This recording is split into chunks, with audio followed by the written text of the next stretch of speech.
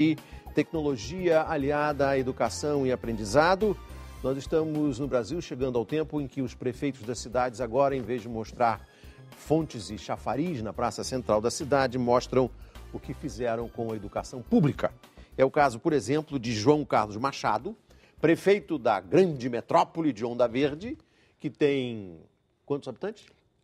Aproximadamente 4 mil habitantes. 4 mil habitantes, fica no noroeste de São Paulo. Noroeste de São Paulo. Perto na grande São José do Rio Preto, não é isso? Na grande São José do Rio Preto. E como é que você fez para informatizar todo o sistema educacional público da sua cidade? Paulo, em primeiro lugar, eu acredito muito que a saída do nosso país, o desenvolvimento, ele está associado à educação. Então, é claro, com muitas dificuldades, com recursos próprios do município, eu comecei a investir em uma educação diferenciada. Ou seja, nós, em 2007 para 2008, criamos um sistema de educação integrado, ou seja, lousas digitais, netbooks educacionais para as crianças e os notebooks para os professores. Então, o que ocorre com isso? Então, vamos recapitular.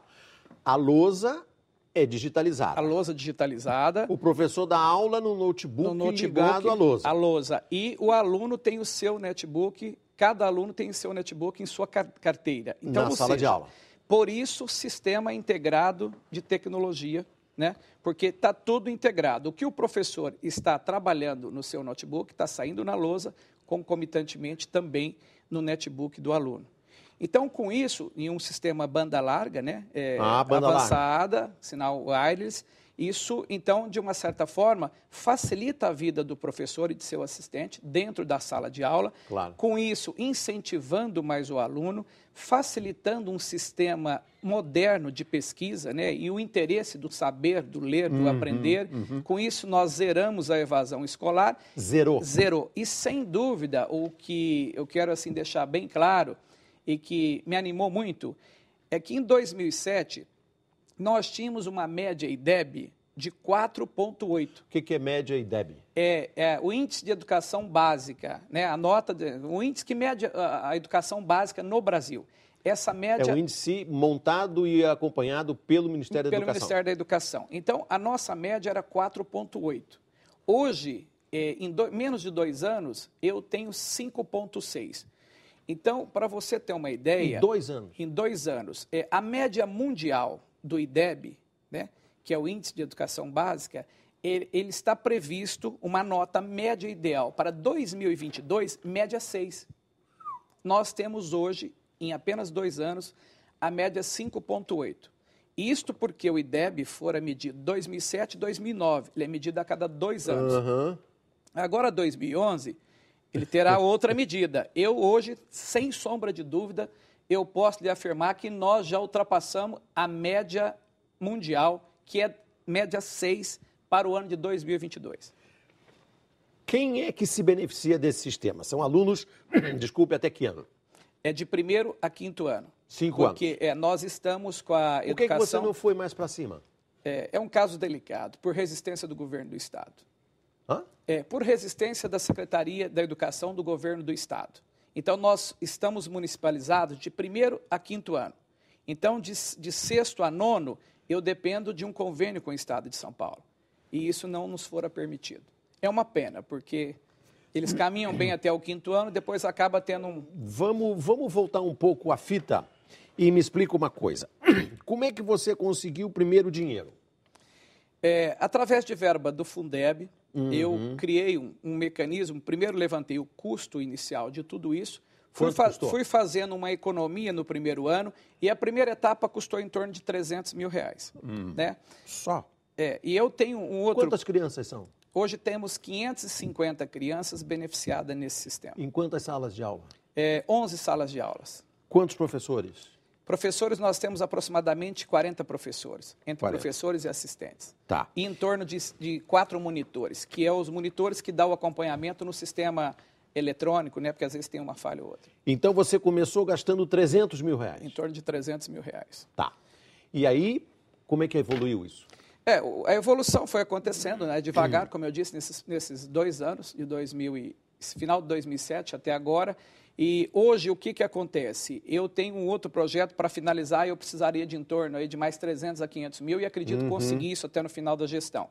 Porque o meu plano, hoje eu estou usando um netbook para cada 2 alunos. Ou seja, ele faz a utilização dele no período da manhã e depois o outro aluno que vem no período da tarde também usa faz. O mesmo notebook. O que eu quero? Qual que é o meu projeto? É ter um netbook para cada aluno, para que em um futuro não muito longo eu possa estar liberando esses equipamentos para que os alunos levem para suas casas, para que eles possam realmente estar fazendo suas lições, suas tarefas, suas pesquisas dentro das suas próprias casas. Claro. E eles não precisam vir até o telecentro que nós temos na cidade para fazer as pesquisas. Porque, em virtude de dificuldades econômicas, claro, algumas crianças não podem fazer compra do equipamento, então nós temos um telecentro avançadíssimo também, com internet banda larga, que funciona gratuitamente para pesquisa. E que tecnologia é essa, João Carlos? Onde é que você arrumou essa tecnologia toda? Eu tive a oportunidade de estar conhecendo em alguns países da Europa, também nos Estados Unidos, e eu sempre tive um sonho. Eu tive muita dificuldade para estudar quando criança, quando garoto. Eu sempre tive um sonho e transformei esse sonho num projeto. Eu nasci numa pequena cidade do Noroeste Paulista, chama Paulo de Faria. Sei. Fica a 80 quilômetros da cidade que eu sou gestor hoje. E quantos habitantes tem Paulo de Faria? Paulo de Faria hoje na faixa de 9, 10 mil habitantes. 10 mil habitantes, tá bom. Todas cidades pequenas. E você estudou o quê? Eu fiz Direito. Direito. Fiz Direito e especializei em desapropriação diária e Direito consumidor. Tá. Pela USP de Pirassununga. Tá bom. E aí você se mudou para Onda Verde e aí fez a carreira política? Aí fiz a carreira política em Onda Verde. Estamos lá trabalhando. De que partido você é? Eu sou do Partido da República, o PR. Da República. Agora eu te pergunto, essa tecnologia toda, o software e o hardware vieram de onde? O hardware é Intel. É uma parceria da Intel com a Systems Metasys, de Belo Horizonte. Agora, Metasys. É Metasys. Agora, o software foi desenvolvido por esta empresa Metasys, que é a nossa grande parceira, entendeu? Que desenvolveu todo este programa, onde, na verdade, nós conseguimos fazer toda esta integração para que os alunos e os professores possam manter aí esta interatividade 24 horas por dia, se quiser. Você não é o único prefeito que fez isso, você é o pioneiro, mas hoje eu já soube que há pelo menos uma outra cidade em São Paulo que seguiu os seus passos, se não me engano. Hoje já existe, mas quando criamos o sistema, ocorreu o seguinte, já existia 2 cidades no Brasil que tinha, eu estou dizendo na rede pública municipal, claro, tá? Que já existia esse sistema só através de lousas digitais. O sistema que fora desenvolvido para a Onda Verde, que, na verdade, eu fiz a pesquisa e fui atrás dessa empresa para desenvolver esse programa, nós somos o pioneiro e fomos por um bom tempo, até novembro de 2010, ainda éramos o primeiro no Brasil. Tá bom. Hoje já tem uma meia dúzia de cidades aí que já tem o sistema. E esse sistema da Metasys, ele é usado em outras cidades brasileiras ou você hoje é o único que ainda usa? Eu acredito que... Ou seja, o que eu quero saber é o seguinte, isso é uma tecnologia, um conhecimento que pode se espalhar pelo Brasil inteiro ou não? Pode se espalhar. Pode. Eu acho que aí vai depender, eu não quero entrar nesse caminho aí, mas vai depender de uma grande vontade política. Mas ele já tem algumas outras cidades que estão sendo usados, mas assim, eu tenho conhecimento que eles vendem para mais de 30 países e já com tradução para 17 idiomas. Isso é o que eu tenho ouvido da diretoria da Metasys. Agora, me preocupa uma coisa, João Carlos, é que o aluno fica na lousa, vendo a matéria sendo aplicada pelo professor, acompanha no seu, você chama de netbook? Isso, netbook educacional. Netbook educacional. Agora, não tem um material escrito, uma apostila que ele possa levar para casa e o pai não pode cobrar aquilo que ele fez ou que vai ter que fazer? Sem dúvida. Eu quero também deixar isso bem claro aqui, Paulo. Com todo respeito, esta foi a nossa maior preocupação. Quando da implantação das máquinas, não abandonar a leitura e o caderno. Então, a coisa acontece dentro de um certo equilíbrio. Os professores também aplicam a matéria para eles estarem escrevendo no caderno e também tem os livros, literaturas e os livros também, que eu tenho uma parceria com um sistema com uma empresa aí, com o sistema Cogname, que é já direcionado para cada série, entendeu? Então, eles não abandonaram os livros, não abandonaram o caderno, não abandonam a escrita em momento algum, porque nós não podemos desprezar isso, né? Evidente. As máquinas, o sistema tecnológico é muitíssimo importante, até para um mundo globalizado que nós vivemos hoje, mas em momento nenhum fora dispensado os livros e os cadernos. Claro. Agora, uma outra questão. Você já comparou o seu sistema na escola pública de Onda Verde com o que acontece em escolas privadas? Você está muito atrasado? Você está na frente? Está ali mano a mano? Como é que é? É delicado falar isso, mas eu posso te dizer... O problema de entrevistar político é esse. Eles ficam ali e tal. Na verdade, o que ocorre? Eu vou dar um exemplo claro. Diga. Existiam muitos pais que levavam seus filhos dentro desta série, de 1ª a 5ª, para fazer colégios particulares em Nova Granada, que é a cidade vizinha. A quantos quilômetros de Onda Verde? A 12 quilômetros. Com a implantação do nosso sistema e com a melhoria da nota do IDEB e o sistema, o que acontece? Grande parte desses pais tiraram os seus filhos da rede particular, que pagava uma fortuna por mês, e trouxe para a rede pública municipal. Por quê? Porque a nota nossa hoje, além de ser de graça a escola e de primeiríssima qualidade, a nossa nota hoje está superior a algumas escolas particulares da região. Sei. Eu não vou aqui dizer nome, mas 2 colégios renomados particulares de São José do Rio Preto vieram até a nossa cidade para conhecer o nosso sistema, para implantar em suas escolas esse sistema integrado com lousas digitais. Agora, e o prefeito de São José do Rio Preto não foi lá conversar com você? Não, até hoje não. A escola particular foi, agora o prefeito não. Até hoje não. Eu sei que São José do Rio Preto é uma cidade próspera, uma cidade em expansão e muito agradável. E tem em torno dela 100 prefeituras, não é isso? É um conjunto de 100 prefeituras em torno de São José do Rio Preto. Desses 100 prefeitos de São José do Rio Preto, quantos já ligaram? Ô, João Carlos, como é que funciona aí esse teu sistema público e tal?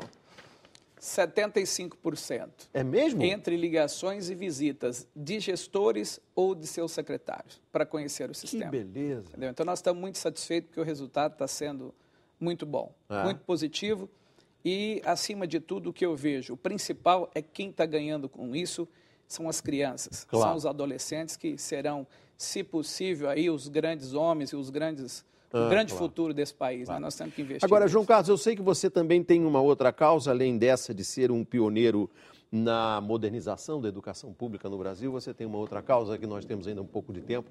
Eu gostaria que você explicasse.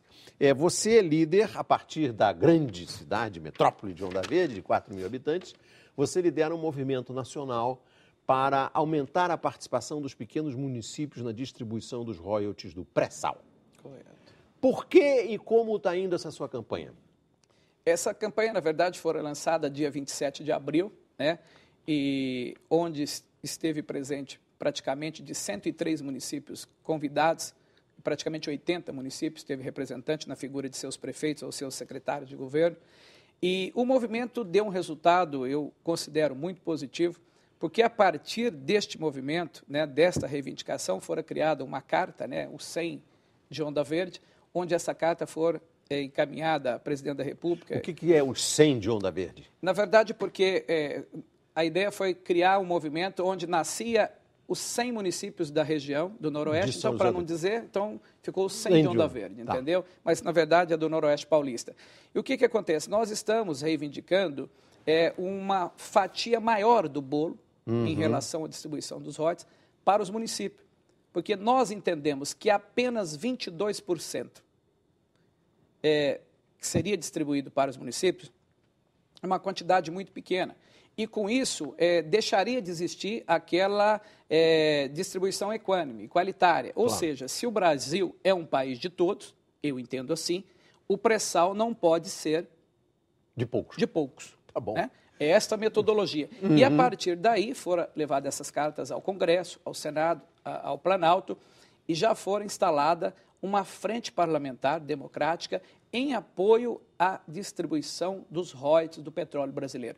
Então, o movimento já começou a dar resultado e nós estamos assim, bastante satisfeitos. Eu estou indo para Brasília hoje à tarde, tenho uma reunião com alguns deputados amanhã, no período da manhã, e nós acreditamos que, dentro em breve, este projeto de lei que for vetado volte ao Congresso para ser votado e os parlamentares e o Senado vai olhar com melhor atenção, com maior carinho, para poder estar fazendo uma distribuição mais justa para os nossos municípios. Vamos falar de números concretos.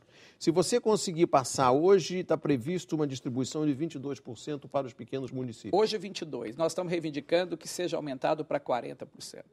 40%. Isso. Com 40% dos royalties do petróleo distribuídos aos pequenos municípios do Brasil, e não só aqueles que se beneficiam da proximidade dos campos de petróleo do pré-sal.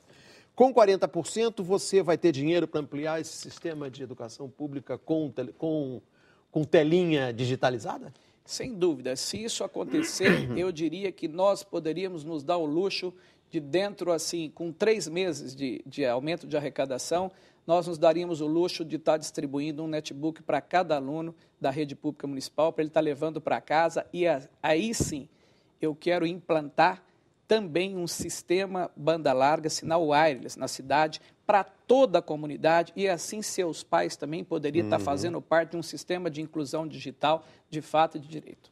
E os pais hoje já podem entrar num sistema central que permita acompanhar como é que está funcionando, se os meninos estão estudando ou não estão estudando na escola? Pode. Nós temos um telecentro super avançado, com sinal através do Ministério das Comunicações, direto do Ministério das Comunicações, e qualquer pessoa do povo, e os pais em especial, têm lá o seu lugar para estar chegando e fazer essa pesquisa a hora que quiser, com apoio, inclusive, de monitores. Saber se o moleque está estudando ou não. Isto. Verificando a sua nota, verificando se ele fez as tarefas corretamente, a pontuação que ele teve em sala de aula. O sistema é fantástico. Entendi. Ô, Jocal, você sabe que eu sou carioca, né? Com muito orgulho, fluminense, salgueirense. E o Rio de Janeiro, o estado do Rio de Janeiro, se beneficia porque Deus nos beijou na testa e botou uma Arábia Saudita ali na nossa plataforma continental. Mas eu, como carioca, estou achando interessante essa sua ideia, viu? De distribuir um pouquinho lá para os 100 de Onda Verde. Vou botar um pouquinho de petróleo lá, né? Eu acho bastante interessante, sem dúvida, eu tenho o maior respeito com o povo carioca, com o Rio de Janeiro, que adoro muito, sempre que posso, estou lá passando férias, mas eu quero dizer que o Brasil, nós temos, assim... Você tem ido muito ao Rio, não? Não, já 1 ano e meio, mais ou menos. Precisa, está ficando bonito. Não, precisa, o Rio está muito bonito. Agora, o que precisa deixar claro é que nós não podemos criar... 3, 4 Arábias Sauditas e depois deixar aí o restante do país abandonado. Claro, né? Então, vamos nos tornar todos os estados brasileiros grandes Arábias Sauditas, Emirados Árabes. Melhor. E eu penso o seguinte, Paulo, eu sou muito pequeno nesse meio político, tá?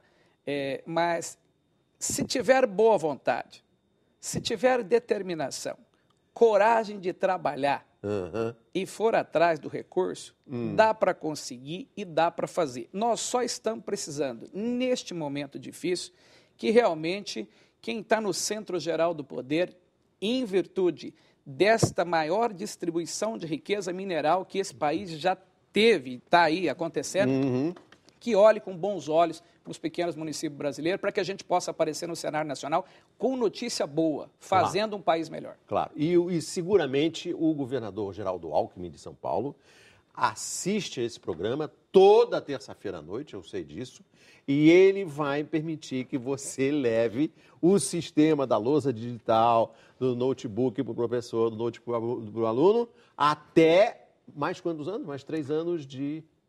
Mais 1 ano e meio, né? Mais 1 ano. Menos de 2 anos. Isso. E eu quero dizer que estou pronto. Se ele mandar me chamar, com a maior satisfação do mundo, o município está pronto para municipalizar de 5ª a 8ª e para que a gente possa oferecer o mesmo sistema, o mesmo mecanismo que é oferecido hoje de 1ª a 5ª, para que realmente nossos alunos saiam preparados para enfrentar o mercado de trabalho futuro, porque nessa globalização eles precisam estar preparados. E eu acho, viu, João Carlos, você devia inaugurar uma escola lá com o nome Escola Pública Geraldo Alckmin. Vamos pensar no assunto. João Carlos, um grande prazer te conhecer. Volte sempre. O Entrevista Record fica por aqui. Até o próximo programa. Boa sorte, Record News Jornalismo, 24 horas de plantão.